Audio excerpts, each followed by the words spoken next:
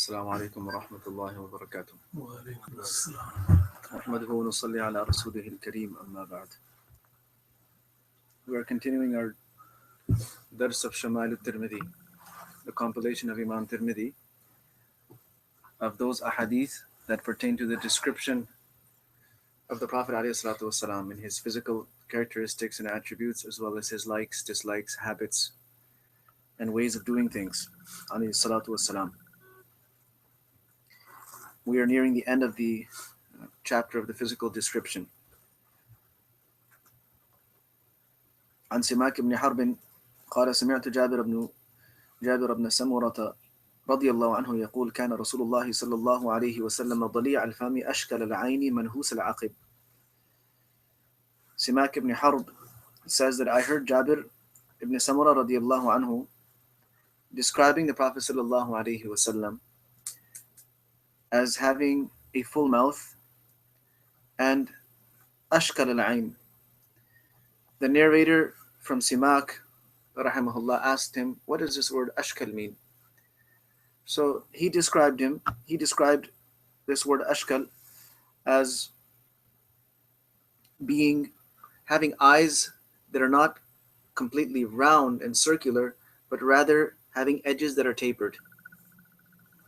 So his alayhi salatu wasalam's eyes have been described to some extent, and it's also to mention that they weren't fully round, but they were also slightly tapered.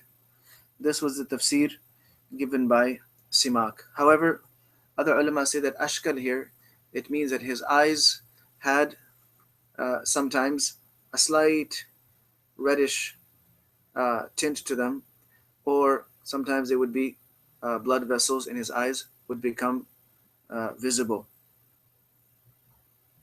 Manhus al-aqib, he said, what does that mean? He said it means that his heel was strong and it was not soft and fleshy like the rest of his foot.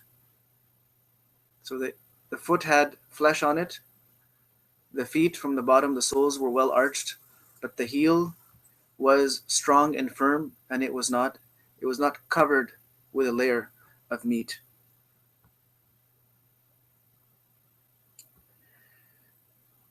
The next hadith from Abu Ishaq, عن أبي إسحاق عن جابر بن سمرة رضي الله عنه قال رأيت رسول الله صلى الله عليه وسلم في ليلة إضحيان أو ليلة إضحيان وعليه حلة حمراء فجعلت أنظر إليه وإلى القمر فلهو عندي أحسن من القمر. Jabir radiallahu anhu reports that I saw the Prophet sallallahu alaihi wasallam in a well-lit night. Al-Ihsan refers to a night that had the moon for the whole duration of the night. There were no clouds, and nor did the moon disappear. The moon was visible throughout the night. And on that night, I saw the Prophet ﷺ wearing a reddish suit with either red stripes or lines in it, or it was a color that had a reddish hue to it. So I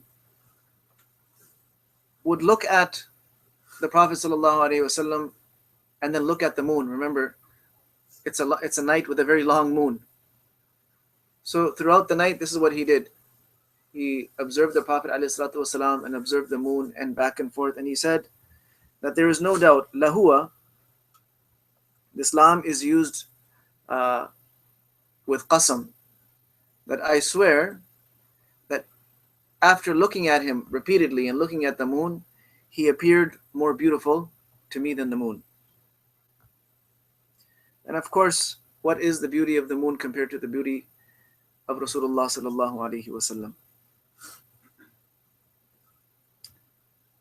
The next hadith, سأل رجل البراء بن عازب رضي الله عنهما أكان وجه رسول الله صلى الله عليه وسلم مثل السيف قال لا بل مثل القمر.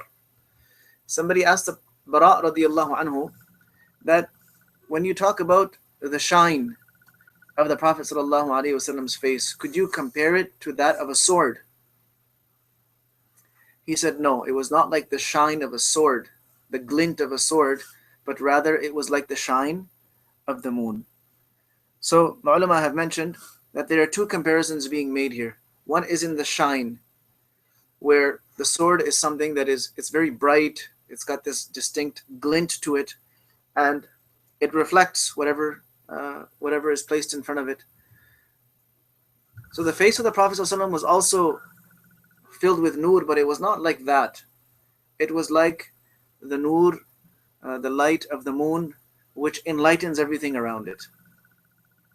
The other thing that they have mentioned is that comparing it in length, was it a long face or was it a round face? So he says, no, it was more round. And the other ahadith mentioned that it wasn't fully round. It was round, but it had a bit of elongation to it as well.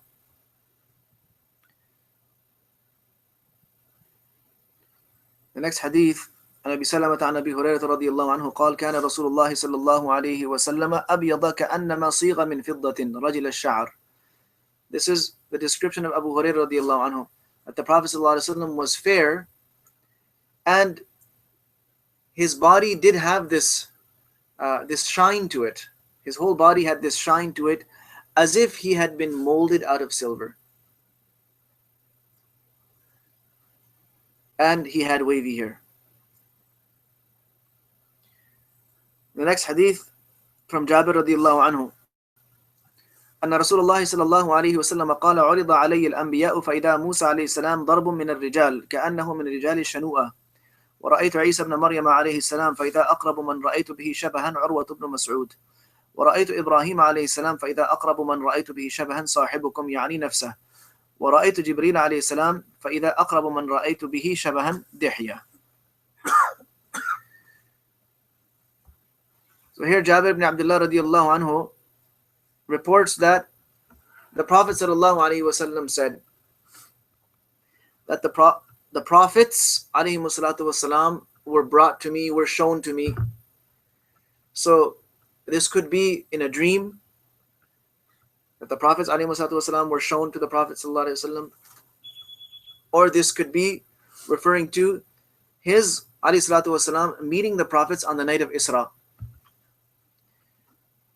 So he describes the prophets to some extent.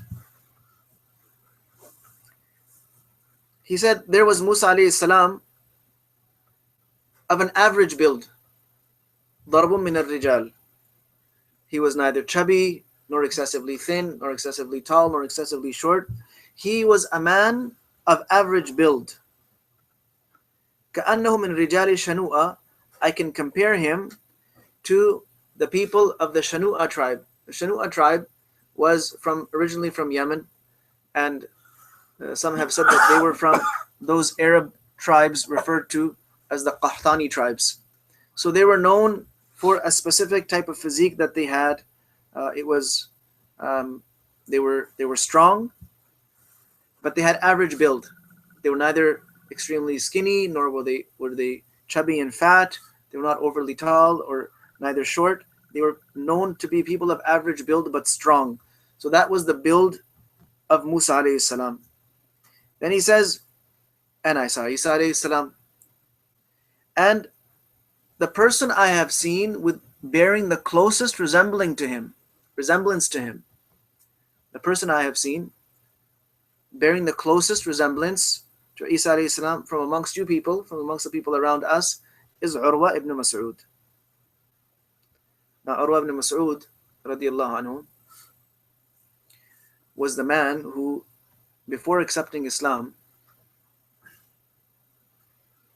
the Quraysh had deputed him to go meet the Prophet sallallahu alaihi wasallam at the time of Hudaybiyah. This is when the Prophet sallallahu alaihi wasallam comes with a large group of Sahaba to perform Umrah, and they are stopped at Hudaybiyah. The Prophet sallallahu alaihi wasallam offers them a treaty, a truce. So who was the first person to go and meet the Prophet sallallahu alaihi wasallam as the deputy or as the ambassador of Quraysh? It was Urwa ibn Mas'ud. And then later on, Urwa accepted Islam. And he's the same person that while he was talking to the Prophet ﷺ, he would touch his beard to appeal to him. And there was a Sahabi standing by him, who would strike his hand. Get your hand off of his beard. Khair. So the person that resembles Isa alayhi salam most from amongst you is Urwa ibn Mas'ud. And I saw Ibrahim alayhi salam. And the person I have seen resembling him the most, the person I have seen resembling Ibrahim alayhi salatu wasalam the most is sahibukum, myself. So his features alayhi salatu wasalam were very similar to those of his grandfather Ibrahim alayhi salam. And he says, on that occasion I also saw Jibreel alayhi salam. And the person I have seen bearing the closest resemblance to Jibreel is Dihya. Dihya al-Kalbi radiyallahu anhu was a Sahabi. And when Jibreel alayhi salam used to come in the human form, he would come in the form that resembled Dihya radiyallahu anhu.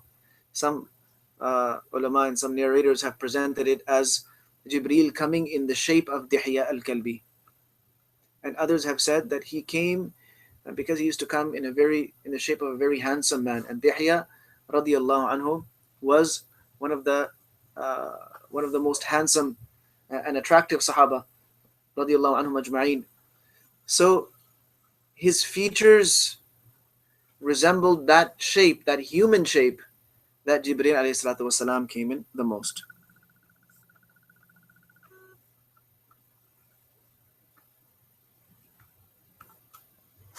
عن سعيد الجريري قال سمعت أبا الطفيل رضي الله عنه يقول رأيت النبي صلى الله عليه وسلم وما بقي على وجه الأرض أحد رآه غيري قلت صفه لي قال كان أبيض مليحا مقصدا. Abu Tufail radiallahu anhu says, I have seen the Prophet sallallahu alaihi wasallam, and today there exists no one on earth who has seen him other than me.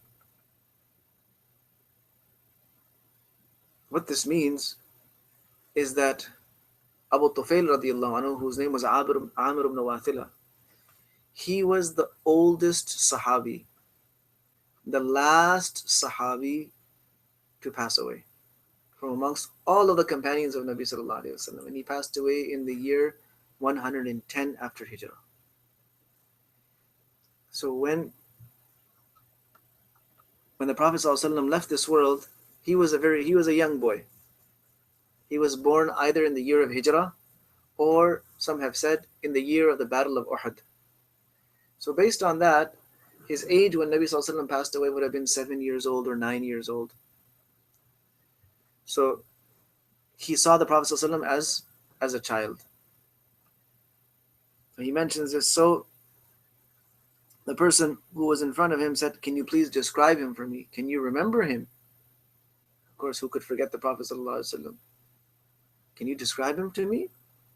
He said, yes, he was fair colored, and malihan, he was extremely attractive, and muqassadan, he was very well proportioned. His entire physique from head to toe was in perfect proportion.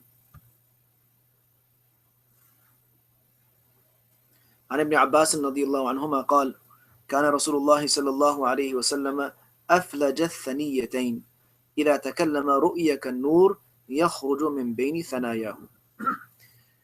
This is Ibn Abbas radiallahu anhu describing the Prophet sallallahu alaihi wasallam. He says that the Prophet sallallahu alaihi wasallam's front teeth were spaced. Spaced meaning that they were not jumbled up together. They were not crowding over one another. So his teeth were not crooked, nor were they crowding over one another. In fact, they were perfectly spaced. And in fact, when he used to speak, you could almost see a nur. Ru'ya kan nur. You saw something like a nur emerging from in between his teeth. So some say that this was something visible that one could actually see and sense and detect. And other ulama have said that this was the effects of the words. When he ﷺ would utter something, it would be like nur is coming out. You could feel it in the tranquility that it brought, in the power and the effect that it had on the heart, and in the meaning and the message of what he was saying. So in that case, the nur would be metaphorical. But others have said, no, this was something you could actually see and sense.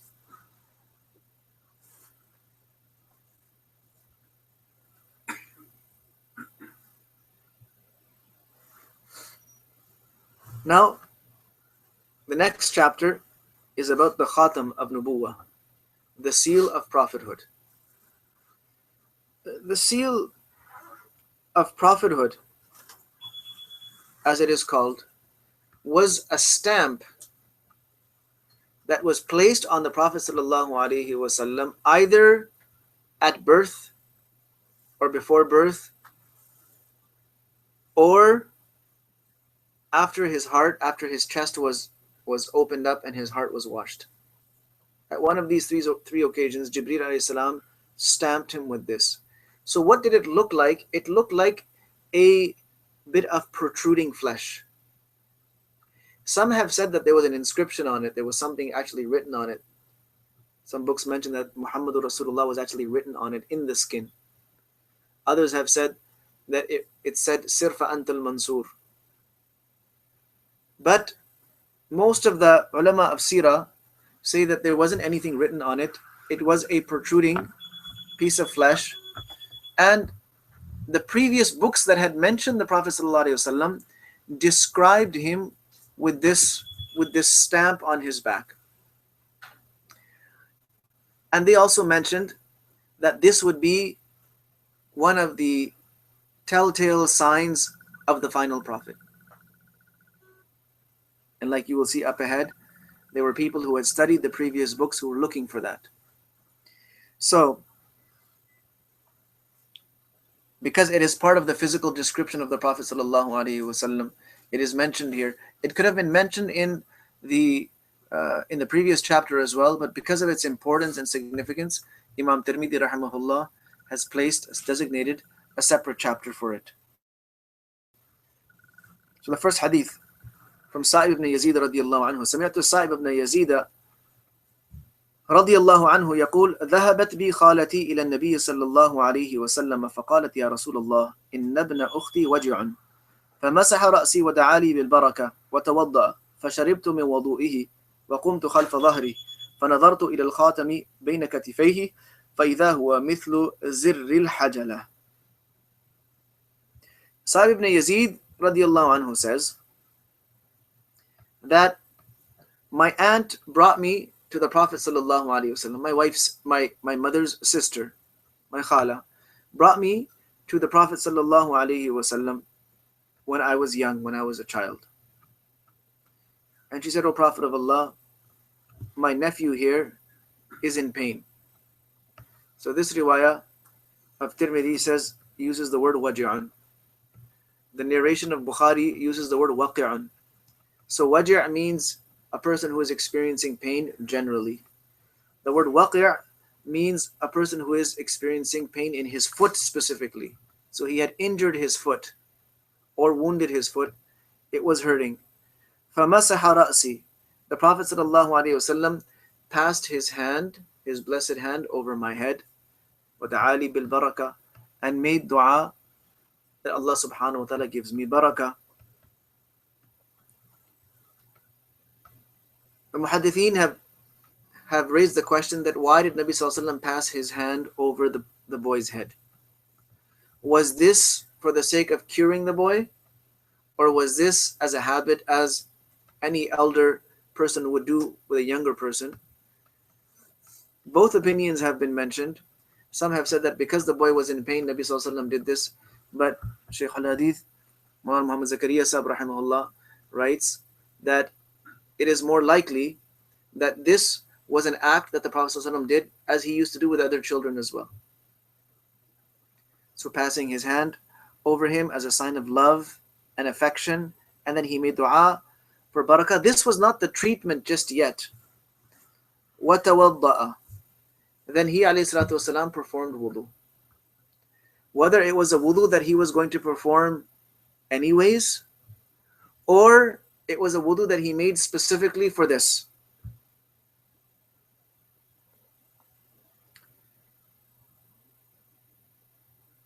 So after he performed wudu, Sa'ib radiallahu anhu says, فَشَرِبْتُ مِنْ وَضُوئِهِ. I drank from the leftover water of his wudu.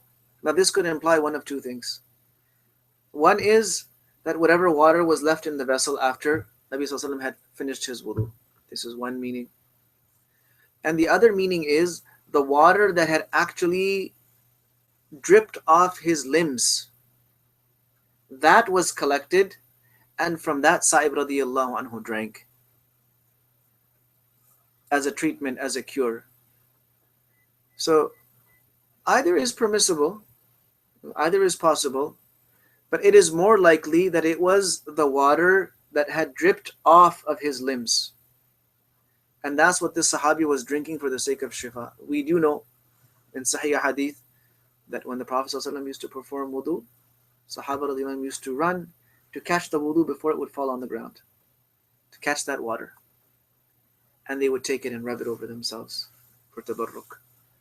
So of course, anything that comes into contact with the body of Nabi Sallallahu Alaihi Wasallam, of course it becomes blessed because of him. And so this was the treatment and the cure for this Sahabi. While this was going on, وَقُمْتُ خَلْفَ ظَهْرِهِ, I was standing behind him. فَنَظَرْتُ إِلَى الْخَاتَمِ بَيْنَ كَتِفَيْهِ. I could see that seal between his shoulder blades. فَإِذَا هُوَ مِثْلُ زِرِّ الْحَجْرَةِ. He describes the size. The size of it was like that of the buttons used to fasten curtains at that time. So hajara is basically a curtain that's drawn over a bed. Like for a bride, for newlyweds, the bed is curtained and then it is closed and there is a button that's used to fasten the curtain. He said it was that size. This is what he compared it to. This is what he remembered it as. You'll see that other Sahaba described it with other descriptions.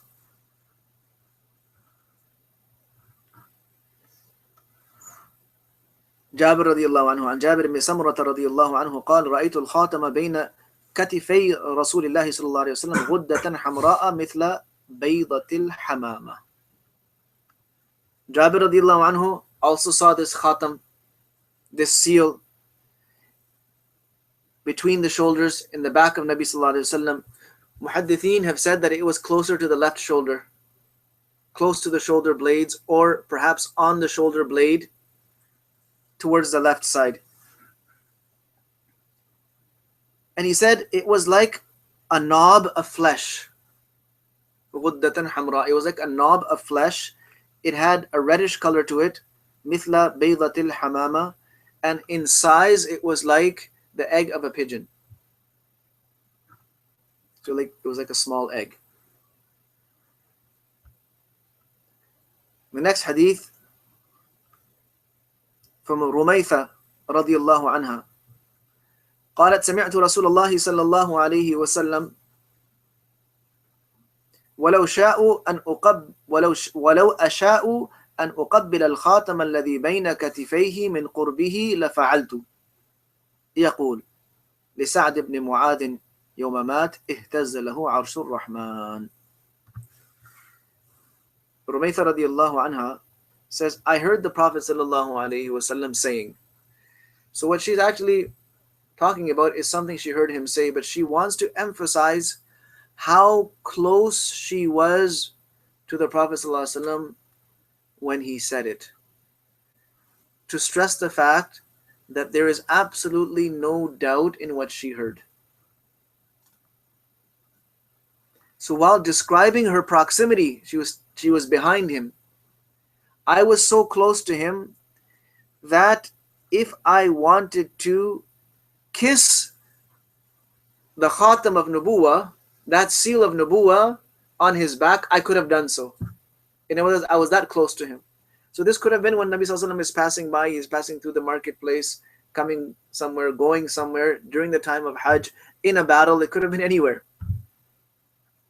But she says, I heard him say regarding Sa'd ibn Mu'adh radiallahu anhu, اهتز له عرش الرحمن.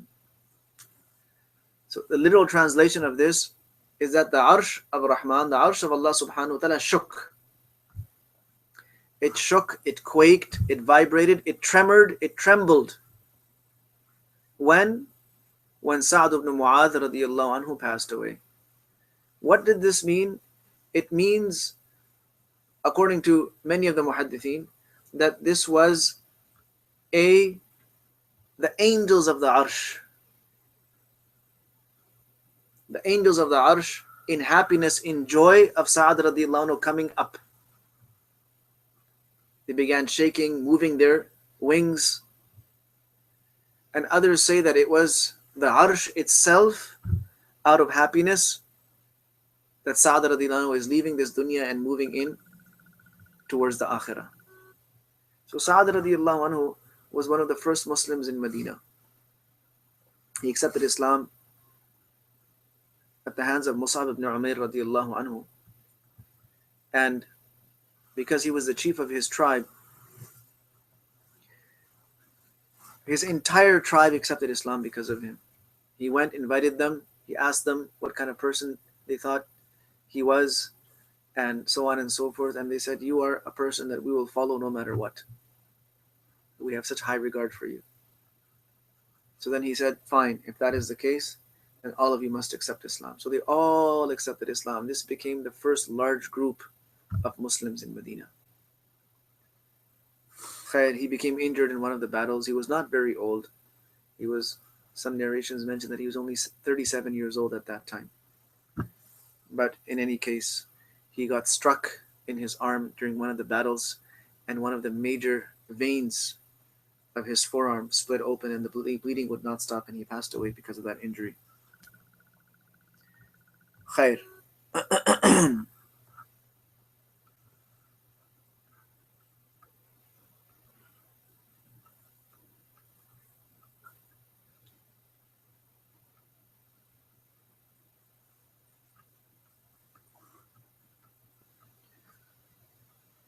عن عمر بن عبد الله مولى غفرة قال حدثني إبراهيم بن محمد من ولد علي بن أبي طالب قال كان علي رضي الله عنه إذا وصف رسول الله صلى الله عليه وسلم فذكر الحديث بطوله وقال بين كتفيه خاتم النبوة وهو خاتم النبيين. We read a hadith in the previous chapter about the description of Ali radiallahu anhu, about the Prophet sallallahu alaihi wasallam.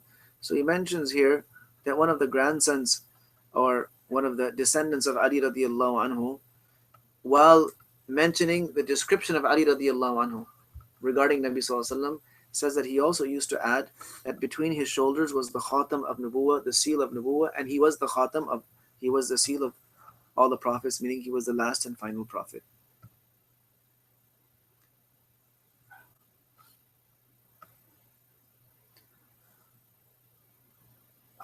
أبي زيد عمرو بن أخطب الأنصاري قال لي رسول الله صلى الله عليه وسلم يا أبا زيد أذن مني فامسح ظهري فمسحت ظهره فوقعت أصابعي على الخاتم قلت وما الخاتم قال شعرات مجتمعات.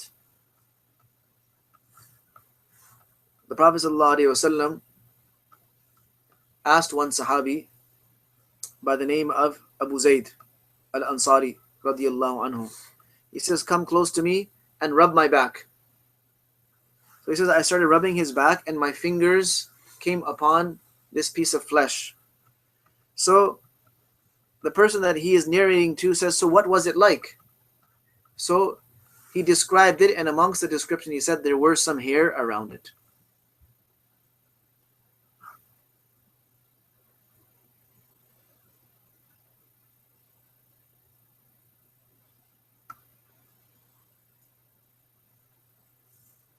And this Sahabi, Abu Zayd Al-Ansari radiyallahu anhu, in a riwayah of Musnad Ahmad, when he is narrating this same story, he says the Prophet sallallahu alaihi wasallam called me close and he asked me to rub his back.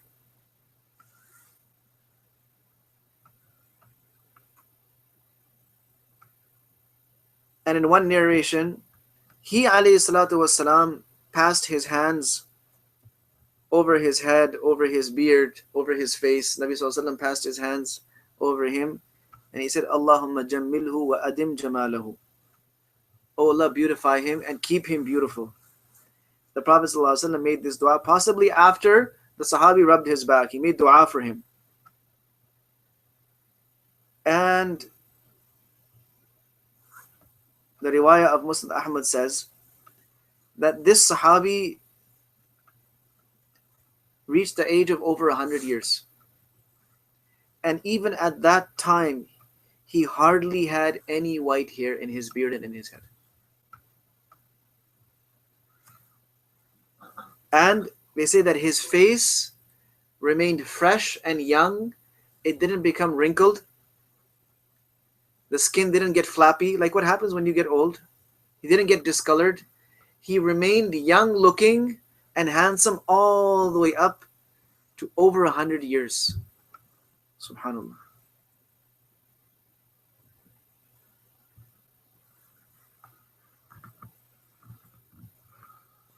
Next riwayah. It's a very interesting story. جاء سلمان الفارسي إلى رسول الله صلى الله عليه وسلم حين قدم المدينة بمائدة عليها رطب فوضعها بين يدي رسول الله صلى الله عليه وسلم فقال يا سلمان ما هذا؟ فقال صدقة عليك وعلى أصحابك. فقال ارفعها فإنا لا نأكل الصدقة. قال فرفعها. فجاء الغد بمثله فوضعه بين يدي رسول الله صلى الله عليه وسلم فقال ما هذا يا سلمان؟ فقال هدية لك. فقال رسول الله صلى الله عليه وسلم لأصحابه ابسطوا. ثم نظر إلى الخاتم على ظهر رسول الله صلى الله عليه وسلم فآمن به. وكان لليهود فاشتراه رسول الله صلى الله عليه وسلم بكذا وكذا درهما على أن يغرس لهم نخلا فيعمل سلمان فيه حتى تطعم. فغرس رسول الله صلى الله عليه وسلم النخل إلا نخلة واحدة غرسها عمر فحملت النخل من عامها ولم تحمل نخلة. فقال رسول الله صلى الله عليه وسلم ما شأن هذه النخلة؟ فقال عمر يا رسول الله أنا غرستها. فنزعها رسول الله صلى الله عليه وسلم فغرسها فحملت من عامها.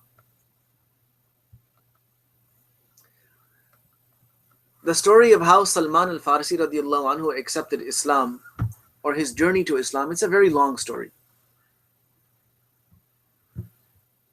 So I'm not going to go through the whole story. I'm going to come to the point where he hears about the last prophet having emerged. So this person, this Salman radiallahu anhu, has tried different religions. He reached a very, very old age. In fact, the books of Sirah mention that he lived till over 200 years. Some books mention 250 years. Allah gave him such a long life. So he was alive for a long time before Rasulullah sallallahu alaihi wasallam. When he heard of the advent of Nabi sallallahu alaihi wasallam, and he had been studying for that, he had been looking for the truth, and he also knew of certain signs that he should look for in this prophet. So one of the signs was that this prophet does not accept charity, he does not accept sadaqah. The second was that he accepts hadiyah, he accepts gifts. And the third was this khatam on his back. So Salman radiallahu anhu comes and he makes his way into Medina. He is a slave belonging to some Jew. He brings some dates to the Prophet sallallahu alaihi wasallam. He brings a sufra, or he brings a platter with some dates, some fresh dates. He presents it to the Prophet alayhi salatu wasalam. Nabi sallallahu alaihi wasallam asks him, what's this? He says, this is sadaqah, a charity for you and your companions. So he says, please take it away because we don't eat sadaqah. The next day, Salman radiallahu anhu comes back with another platter, again with dates. The Prophet ﷺ asks him, what is this? He said, this is a gift for you. So the Prophet ﷺ says, okay, spread the sufra, let's eat. So then Salman radiallahu anhu sees that these two signs, the first two signs that he had read about, have come true. And the third one, this khatam. So he made an effort to somehow view it, and he caught sight of it on the back of Nabi sallallahu alaihi wasallam. And the moment he saw it, he went and accepted Islam. Now he is still bound as a slave. How does he get out of it? So the Prophet sallallahu alaihi wasallam went and spoke to his masters. And he alayhi wasallam says, I want to buy him from you. Now Salman radiallahu anhu was very skilled and very talented. They did not want to let him go. So they bargained. And they said, okay, fine, you can buy him from us, but on one condition. He's going to have to plant these date palms for us. And when they bear fruit, then he will be free. Now that's a long time.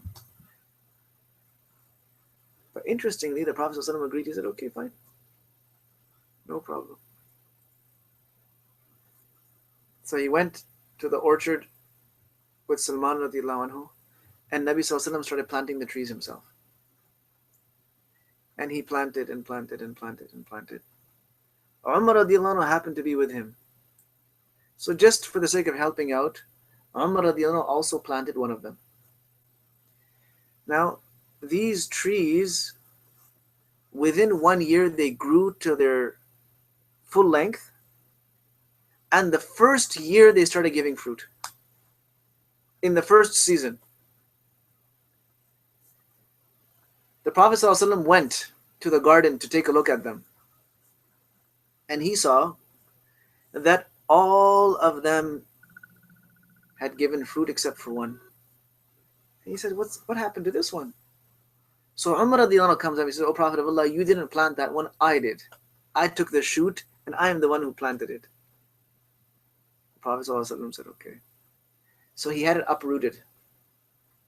He pulled it out and then planted it again with his own hands, and it started giving fruit.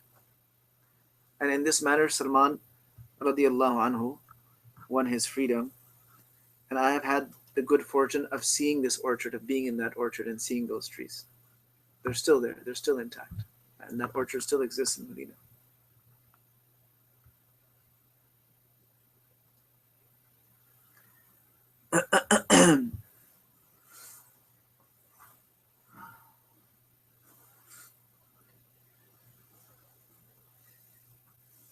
The next narration is from Abu Sa'id al-Khudri radiallahu anhu.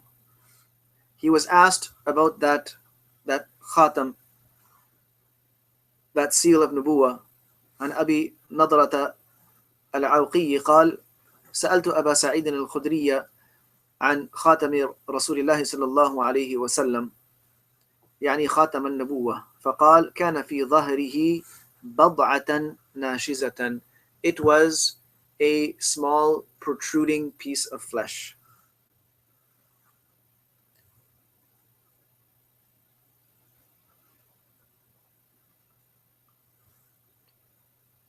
عن عبد الله ابن سرجس رضي الله عنه قال أتيت رسول الله صلى الله عليه وسلم وهو في ناس من أصحابه فدرت هكذا من خلفه فعرف الذي أريد فألقى الرداء عن ظهره فرأيت موضع الخاتم على كتفيه مثل الجمع حولها خيلان كأنها ثآليل فرجعت حتى استقبلته فقلت غفر الله لك يا رسول الله فقال ولك فقال القوم استغفر لك رسول الله صلى الله عليه وسلم أو استغفر لك رسول الله صلى الله عليه وسلم فقال نعم ولكم ثم تلا هذه الآية واستغفر لذنبك وللمؤمنين والمؤمنات. Abdullah ibn Sarjis radiallahu anhu approached the Prophet sallallahu alaihi wasallam while he was sitting with some of his Sahaba. He says, I came behind him, I circled behind him. The Prophet sallallahu alaihi wasallam understood what I'm looking for. He knew that I wanted to take a look at that seal of prophethood, so he lowered his sheet and allowed me to see it. And he said it was like the size of a small fist, like a bunched up fingers, and around it were small moles, like beauty marks. And he said, then I came around and faced him, and I said, Allah has forgiven you, O Prophet of Allah. Or, may Allah forgive you, may Allah grant you maghfirah, O Prophet of Allah. He said, and you. So the people asked, did Nabi Sallallahu Alaihi Wasallam make dua of maghfirah for you? He said, yes, and inshallah he will make it for you as well. And then he read this ayah where Allah subhanahu wa ta'ala tells Nabi Sallallahu Alaihi Wasallam, وَاسْتَغْفِرْ لِذَنْبِكَ, ask Allah for forgiveness for yourself and for the believing men and for the believing women. So all of these narrations are giving us brief descriptions and glimpses at this khatam, at this seal of prophethood.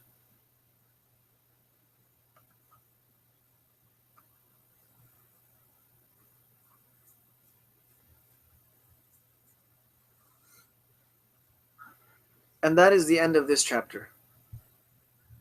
The next chapter is further description of the hair of the Prophet ﷺ. As we go through it, we'll get more and more and more information about the appearance of Nabi ﷺ. And then after that, it will be towards his clothing, his manner of dressing, his manner of eating, and so on and so forth. May Allah subhanahu wa ta'ala make this a means of us developing true ma'rifah, true recognition of our Prophet ﷺ, and also make it a means of us obtaining true love for him ﷺ, such a love that will lead us to follow him in all aspects of his life. وصلى الله وسلم وبارك على نبينا محمد وعلى آله وأصحابه أجمعين. السلام عليكم ورحمة الله.